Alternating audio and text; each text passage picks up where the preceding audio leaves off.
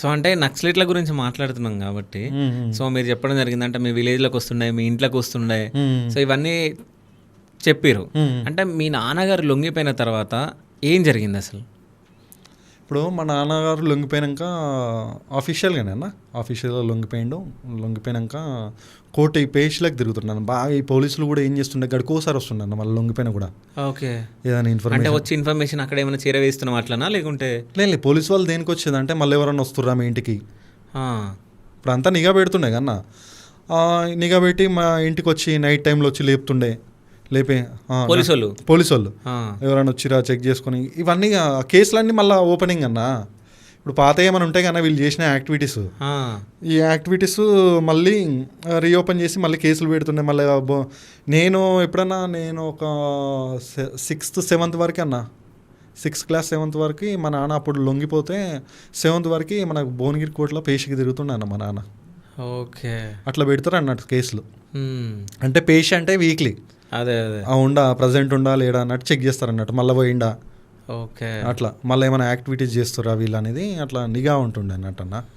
అట్లా అయితే ఈ లొంగిపోయిన తర్వాత ఇప్పుడున్న వాళ్ళకి అంటే 20 లక్షలు ఇవ్వడం అట్లా చెప్తున్నారు కదా, 20 లక్షలు ఏదైనా చదువుకి ఇన్ని పైసలు ఏదైనా జాబ్ పెట్టిస్తామని. అప్పుడు కూడా ఉండేనా అట్లా మీ నాన్నగారికి? అవునన్నా, మాకు మా నాన్నగారు లొంగిపోయినాక పోలీస్ డిపార్ట్మెంట్ వాళ్ళు ఏం చేశారంటే చిన్నది ఒకటి కిరాణం షాప్ టైప్లో పెట్టించారన్న. పెట్టించేసి ఒక సైకిల్స్ ఉంటాయి కానీ అప్పుడు ఏంటంటే విలేజ్లలో సైకిల్ ఒక 2 రూపాయలు ఇచ్చి మన సైకిల్ కిరాయిలు తీసుకోపోతున్నాను. అట్లా మా నాన్నకు ఒక 7-8 సైకిల్స్ ఇచ్చారు, ఒక చిన్న డబ్బా ఇచ్చారు. తర్వాత ఏంటంటే ఇక అక్కడ ఏంటంటే విలేజ్లో పెద్ద అవి అప్పుడు నడవపోతుండే కానీ ఓన్లీ సైకిల్స్ అవి నడిపోతున్నాయి.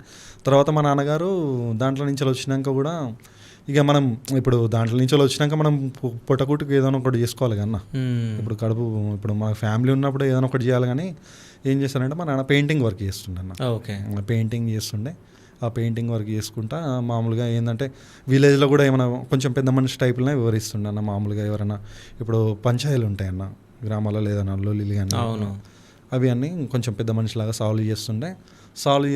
తర్వాత ఇప్పుడు మనకి ఊర్లలో ఎక్కువ గేట్ పంచాయతీలు ఉంటాయన్న, ల్యాండ్ లై. ఇవి కూడా చాలా వరకు మా నాన్న అంటే ఆ పోరాటం నుంచి వచ్చిన వాళ్ళకి కొంచెం భయపడతారు కన్నా మన వాళ్ళు. దాంతో కూడా వాళ్ళు ఇట్లా చేశారన్న.